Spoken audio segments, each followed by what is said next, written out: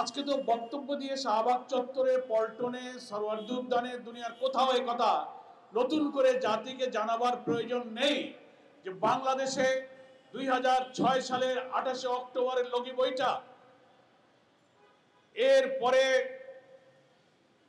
পিলখানার নির্মম নিষ্ঠুর হত্যাকাণ্ড, 10 সাল থেকে তথাকথিত মানবতা বিরোধী অপরাধের নামে, জুডিশিয়াল কিলিং এর নামে বাংলাদেশের শ্রেষ্ঠ সেরা নেক মানুষদেরকে ফাঁসিতে ঝুলিয়ে হত্যা করা, শাপলা চত্বরে হেফাজতের সমাবেশে গণহত্যা চালানো, আল্লামা সাঈদীর রায়ের পর শত শত লোককে হত্যা করা, এরপর 24 অভ্যুত্থানের রাজপথে আমাদের সোনার টুকরাকে গুলি করে হত্যা করা, আয়না ঘরে গুম, ক্রস ফায়ার, সমস্ত হত্যাকাণ্ডের মাস্টার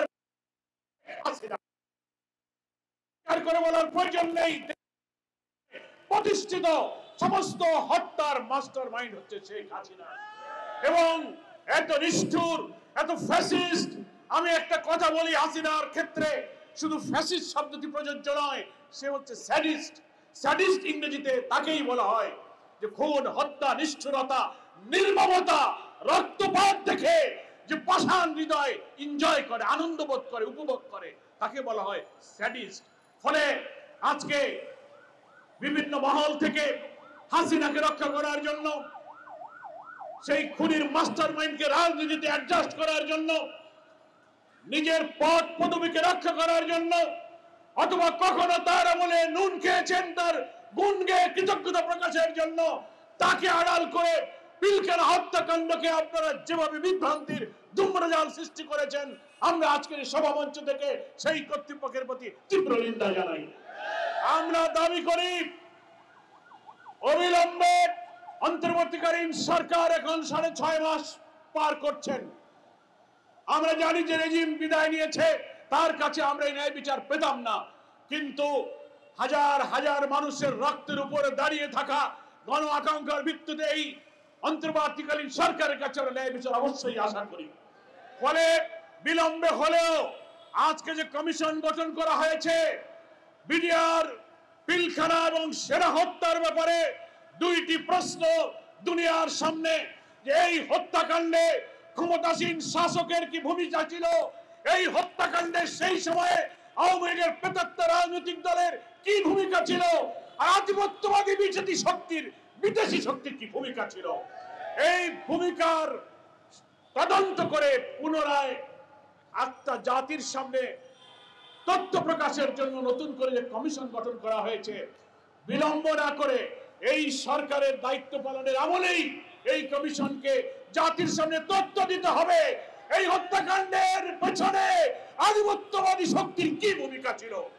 আজকে এখানে মঞ্চে শোকাহত ক্যাপ্টেন তানভীরের স্ত্রী আনসুমা, তিনি হৃদয়ের আকুতি দিয়ে বলেছেন, তিনি আটক অবস্থায় হত্যাকারীদের হিন্দিতে কথা বলার শব্দ নিজে কানে শুনেছেন, আই উইটনেস।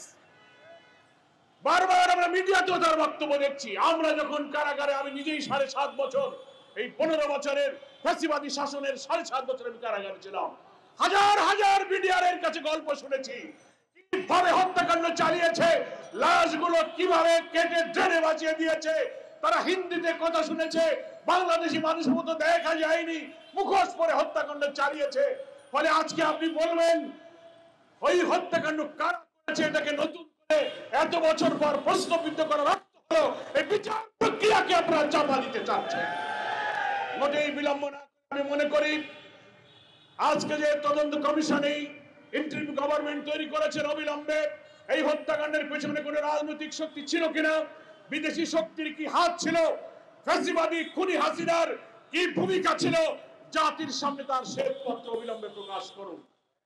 এবং কারাগারে অনেক নিরীহ নিরপরাধ লোকেরা বন্দী হয়ে আছে, যারা একেবারে ইনোসেন্ট, কিছু জানতো না, নিষ্ঠুরভাবে হত্যা করা হয়েছে অনেক মানুষকে। এখানে শোকাহত পরিবারের সদস্যরা আছেন। এই খুনিদের বিচার না হতে হতে, বিচারহীনতার সংস্কৃতির কারণে বারবার এখানে হত্যা এবং খুন, গুম হচ্ছে। আয়না ঘরের মতো নিষ্ঠুর নির্মম দৃশ্য দুনিয়া দেখেছে। ফলে আমাদের লোমহর্ষক এইসব খুনের নতুন কোন পুনরাবৃত্তি এই বাংলাদেশ হোক, এটা আমরা চাই না বলেই আজকে এই সব হত্যাকাণ্ডের বিচার হওয়া প্রয়োজন। বাংলাদেশ জামাত ইসলামের পক্ষ থেকে আজকের এই মানবিক অত্যন্ত গুরুত্বপূর্ণ স্পর্শকাতর ইস্যুতে এই সমাবেশে আমরা সংহতি জানাবার জন্য, সমর্থন জানাবার জন্য, সমবেদনা জানাবার জন্য উপস্থিত হয়েছি। আমরা ব্রিগেডিয়ার জেনারেল হাসান নাসিরকে বলবো, কে আপনার ডাকে এসেছে আর আসেনি, that is not your lookout. আপনাদের দেখার প্রয়োজন নেই। জাতির স্বার্থে, দেশপ্রেমের স্বার্থে আপনি যে সাহসী ভূমিকা নিয়েছেন, আপনি সেই ভূমিকার উপরে অটুট থাকুন। বাংলাদেশের দেশপ্রেমিক মানুষ আপনার পাশে থাকবে ইনশাআল্লাহ। আমি সাংবাদিক বন্ধুদেরকে বলবো, আপনারা সাংবাদিকতা এবং গণমাধ্যমের মধ্য দিয়ে জাতির এই বিবেকের কান্নাগুলো, সন্তান হারা, স্বামী হারা, পিতা হারা, এইসব মানুষের বোমা কান্নাকে আপনারা মানুষের সামনে তুলে ধরুন। রাষ্ট্রের কোন এস্টাবলিশমেন্টের পক্ষ থেকে বিভ্রান্তিকর কথা যদি বলে থাকা হয়, সেই কথা সত্যভাবে প্রকাশ করুন। জাতির প্রতিবাদ, প্রতিরোধের ভাষাগুলো আপনাদের মাধ্যমে প্রকাশিত হোক, উচ্চকিত হোক।